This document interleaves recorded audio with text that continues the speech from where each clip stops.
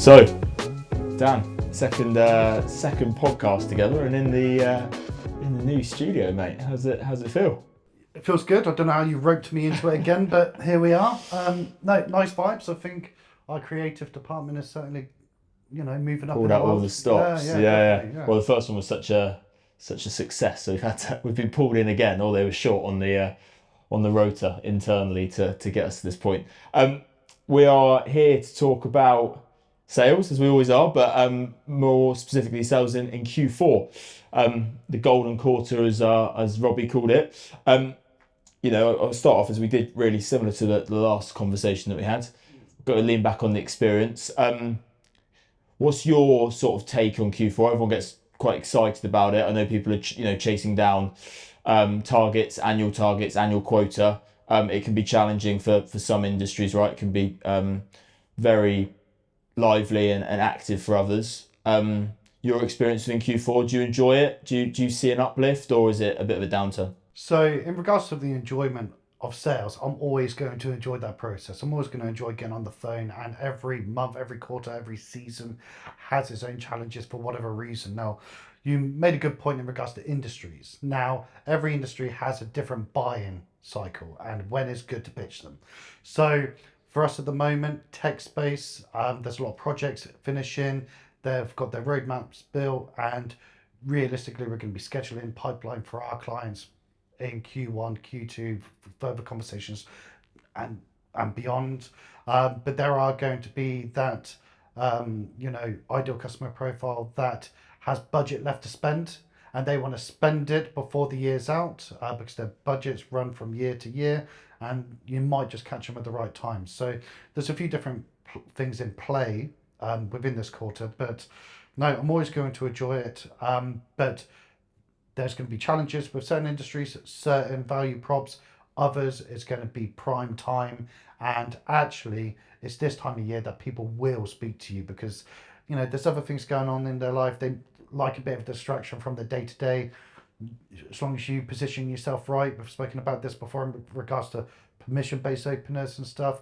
But yeah, now's the time to either get a quick deal in before the end of the year, or at least start next year with the right momentum. Success.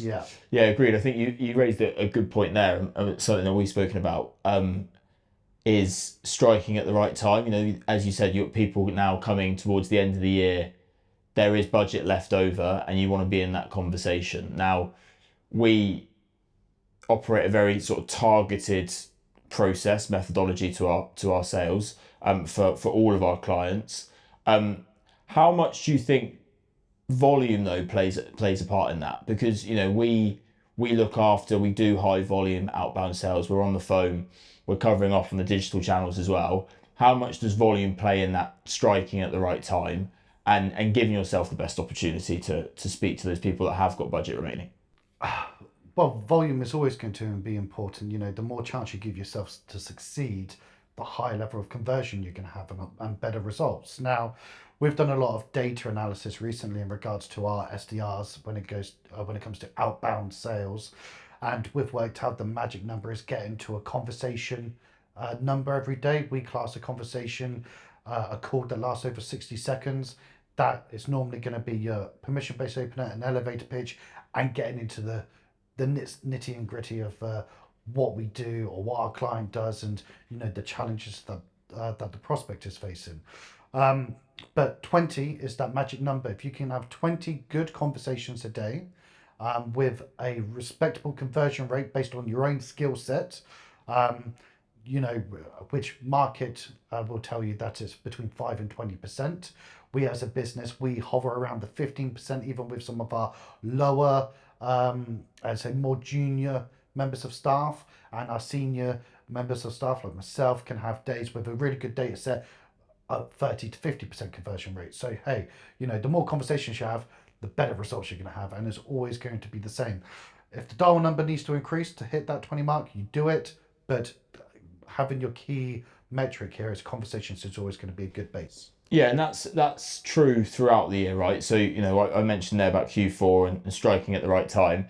Do you think it's all a bit of a myth around the objections faced in Q4? You might just get a few blunt no's because it's not a good time, people are super busy, but actually really, if you stay at that 20 conversation mark that we speak about and we speak to the team about, you're still giving yourself the best opportunity to succeed. And actually, it shouldn't really dip in terms of conversion. 100%, because you're not looking at how many people you connected with. A few blunt no's, I don't care. That's absolutely fine. I like those because it means I can move on to the person that's going to give me the time of day. And I don't ever count them towards any metrics that I look at. I don't look at how many people have said hello back to me. I look at how many people having a conversation with me. And yeah, if you keep to that number as your true number and then look at your conversion thereafter, that's all you need to worry about. So, yeah. And I think, I'll draw in on something that we've spoken to the team about today. One of the objections faced in Q4 is around, look, it's not the right time. Speak to me in the new year.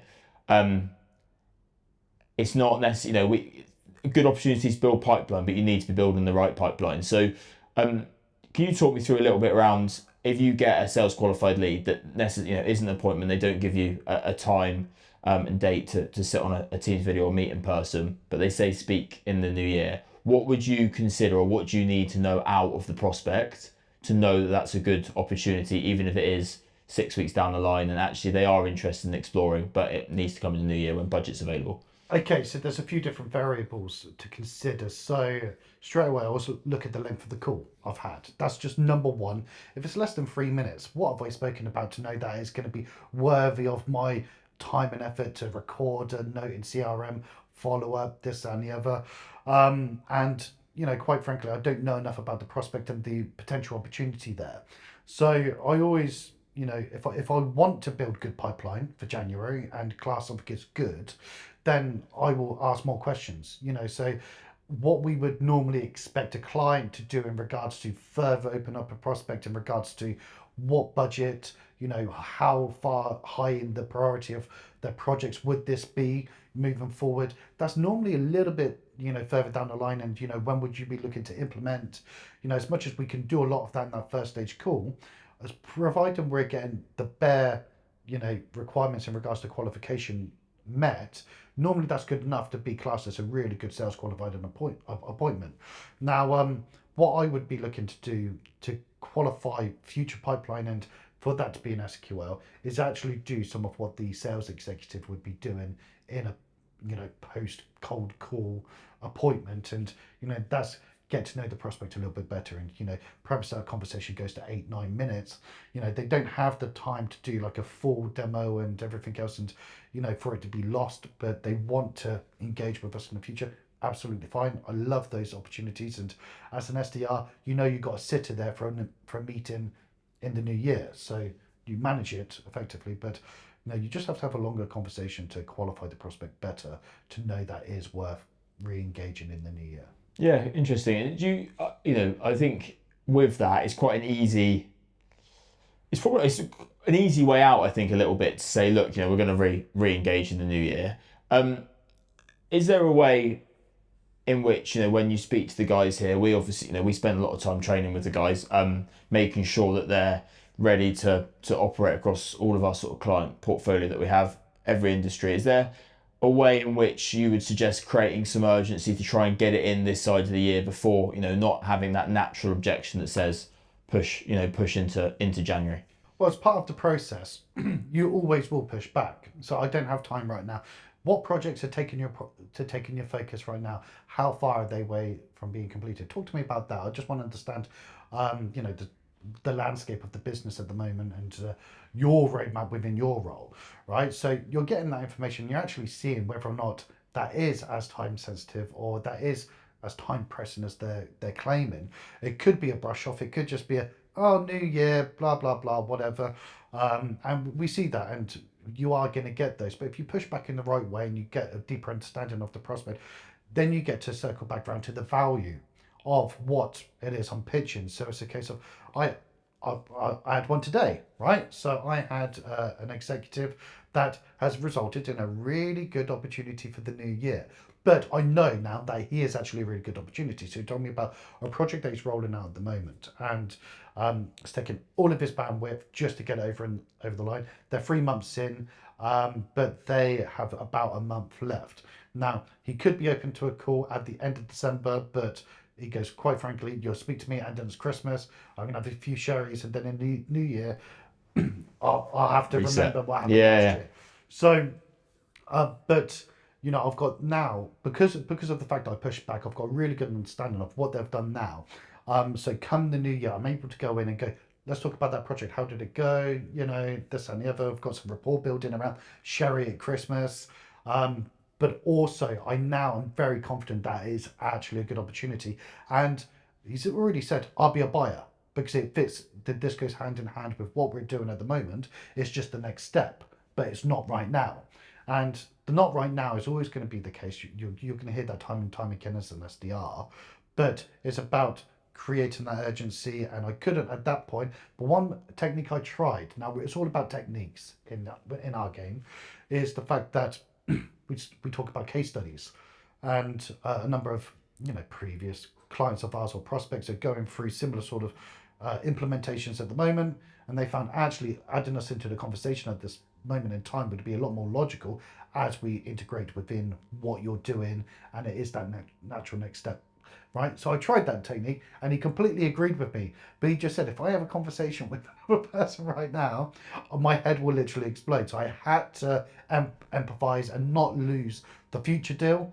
But I tried every trick in the playbook and didn't quite work with him. But there are ways to do it, and you should always try. Yeah, nice. I think again, we wouldn't know that obviously unless you had taken the cold approach at the time. Um, let's look at our process in the sense of it's multi-channel. We reach out to prospects across LinkedIn, email, and over the phone.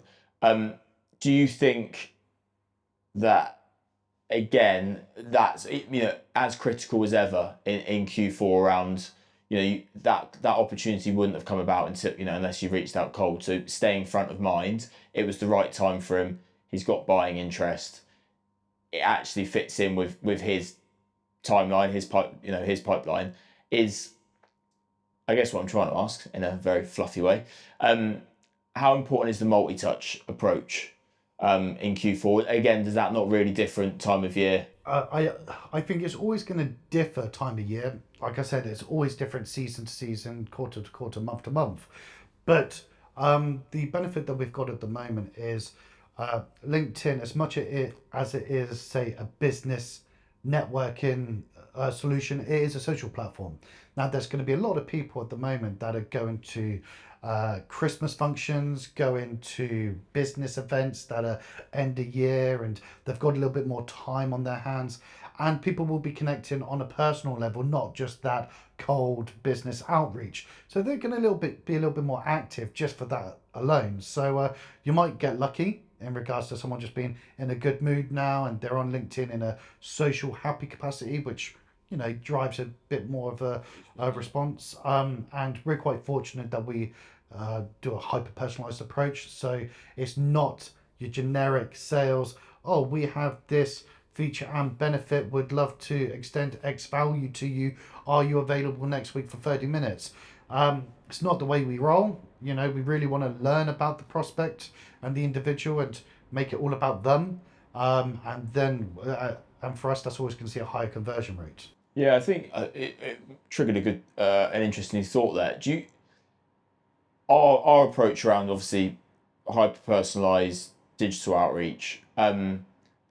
Do you think there's a piece there around where you sort of need to match the mood of the market, and actually coming up to Christmas, as you say, there's socializing, there's networking, there's Christmas parties. People are generally in a better mood, and actually you probably need to align your message to market with that. Yeah, I think it's always a good idea. One thing that I like to do is not align it too much. Yeah. Is recognize that these things are happening. Let's say for example, your message is Happy Christmas and Happy New Year. You might fall in line with someone I know who follows my family's faith, Judaism, and is not going to hit the mark. A religious festival that we don't celebrate. But whereas others, you'd be really well received. And as we mentioned earlier, our approach is mass outreach. But hyper personalized, hyper targeted. Unfortunately, a lot of that information will not be readily available or open, so we can't be too tailored. So let's recognize the fact that these things are happening. Christmas closures, they're a thing, holiday closures, whatever terminology that you want to use, but talk about that as a more of an abstract say thing. But yeah, change the messaging, definitely recognize what's happening. Yeah, interesting. I think again, one thing I was talking to a client of ours today with them, and something they struggle with. I think we mentioned it earlier about, you're gonna have certain industries that are busy in Q4. Certain industries are more available. They're speaking to prospects, or even speaking to current clients around expanding their existing business.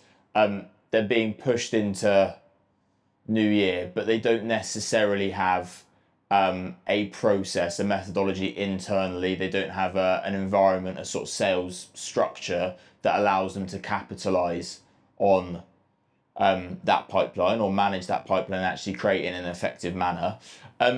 Just talk to me a little bit around, from your perspective, what that looks like. From, yes, absolutely, you've booked in an opportunity, or you've created an opportunity that moves into the new year, but how important is having a process, a method, an environment, a structure around you to actually allow you to capitalize on that?